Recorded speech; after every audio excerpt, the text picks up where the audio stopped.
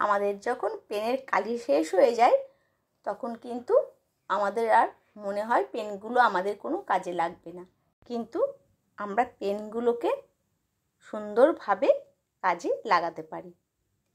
এবার থেকে কিন্তু আর ফেলবেন না। আসুন দেখে নেওয়া যাক আমরা কি কাজে লাগাতে পারি। দেখুন, এইভাবে ঢাকনাটা আমি পেন থেকে খুলে নেব। খুলে নিয়ে প্রত্যেকটা পেন থেকে আমি ঢাকনাগুলোকে সুন্দরভাবে খুলে নেব। এবার পেনগুলোকে আমি সরিয়ে রেখে দেব, ওইগুলো অন্য কোনো কাজে আমি ব্যবহার করব। দিয়ে ডবল টেপওয়ালা সেলো টেপ নেব। সেই সেলো টেপগুলোকে আমি পেনের ঢাকনার মধ্যে আটকে দেব। দেখুন কেমন করে আমি আটকাচ্ছি,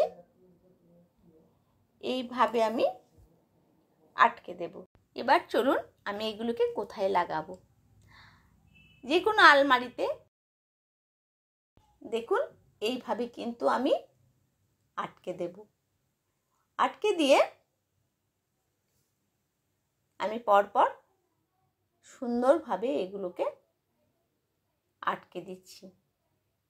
দেখুন কি সুন্দর আমাদের কাজের জিনিস, কত সুন্দর করে আমরা কত কি ঝোলাবো। দেখুন আই কার্ড ঝুলিয়ে দিচ্ছি, আমার চাবির রিং এইখানে আমি রেখে দিচ্ছি। এত সুন্দর, একদম শক্ত হয়ে যায়, একদম খুলে পড়ে যায় না। আবার আমার মেয়েদের দুটো ঘড়ি, সে দুটো আমি রেখে দিচ্ছি একদম হাতের সামনে। ওরা কিন্তু সামনে থেকে আই কার্ড পেয়ে যাবে, চাবি পেয়ে যাবে, প্লাস ঘড়ি দুটোও পেয়ে যাবে। আমার আলমারিতে কি সুন্দর, একদম এটাকে সামনেই আমি কত সুন্দর পেনের ঢাকনা দিয়ে আমি বানিয়ে ফেললাম। পরবর্তী টিপস আসা যাক। আমাদের বাড়িতে পুরনো মোজা থাকে। এটা আমার মেয়ের স্কুলের মোজা, এলাস্টিকটা ঢিলা হয়ে গিয়েছিল, সেই জন্য এটা আমি দেখুন কত সুন্দর একটা কাজে লাগাবো। আমরা যেমন খাটের তলা, আলমারির নিচে, এগুলো কিন্তু আমাদের হাত যায় না। আমাদের ডিভানের নিচেগুলো দেখুন কেমন করে আমরা মুছে নেব। এইভাবে ঝাড়ুর মধ্যে মোজাটা কিন্তু আমরা ঢুকিয়ে দেব, আর ভালো করে মোজাটা বেঁধে দেব যাতে মুছতে গিয়ে খুলে যেন না যায়। একদম শক্ত করে একটা গিঁট দিয়ে দেব, কারণ ভিজিয়ে দেব, একটু ভারী হয়ে যাবে। এবার আলমারির তলা, খাটের তলা খুব সুন্দর করে মুছে নেব। দেখুন আপনারা আমি কেমন করে মুছে নিচ্ছি।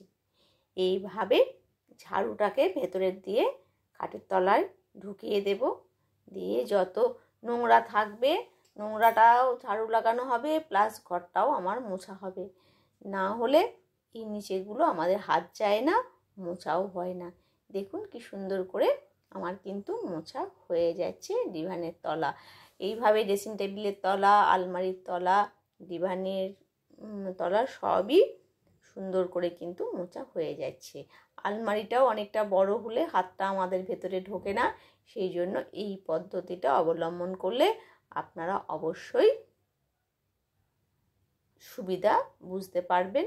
তো এইভাবে করে নেবেন, দেখবেন ভীষণ ভালো লাগবে।